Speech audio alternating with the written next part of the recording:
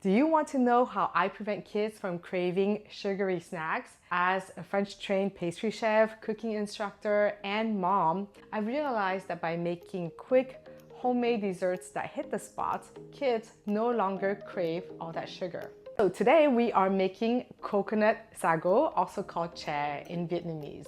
This is vegan, super kid-friendly. I made it for my kindergarten students and they absolutely love it. And what's great for you is that we're going to do this in less than 10 minutes. You can make it well ahead and have it ready in your fridge for desserts or a quick snack. In step one, I'm going to show you how to cook the tapioca pearls so that they are perfectly chewy. In step two, I'll show you the method I learned in pastry school to infuse the coconut milk so that it's full of flavor and not too sweet. Step one, let's make the tapioca pearls. Do not soak it in cold water. Here I have boiling water and I'm going to put a quarter cup of tapioca pearls inside.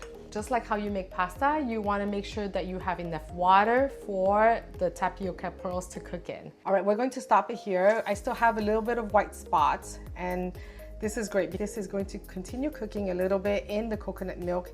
Okay, now strain it and rinse it in cold water. Step two, the infusion. I'm going to teach you what I learned in pastry school. The key is low heat, lid on. I cleaned the pot. Now I'm going to add 1 can of coconut milk, 1 cup of water, and then some condensed milk. Steep the vanilla inside the coconut milk. Keep the heat at the lowest and the lid on. We're not trying to thicken this coconut milk. It's going to be thickened by the tapioca pearls. If you see steam escaping, your flavor is also escaping. See this condensation? That's pure essence. Shake it back in and don't waste a drop. Once the coconut cream is warm, place tapioca pearls back inside. Give it a good swirl to break away the clump. Then let this cook for 1 minute and you are done. This still looks thin, but it will thicken up quite a bit in the fridge. So before it thickens up, I like to fill up my individual jars and let this refrigerate for 1 or 2 hours.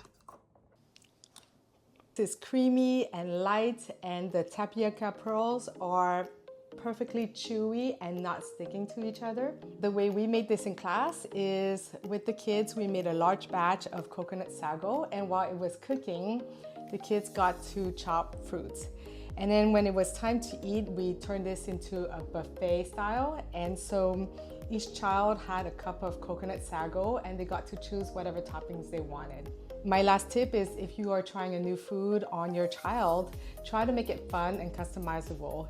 I think once the child feels like they have control over what they want to eat, they're much more willing to try that new ingredient. For the complete list of ingredients and instructions, please check out my website. I have food at home.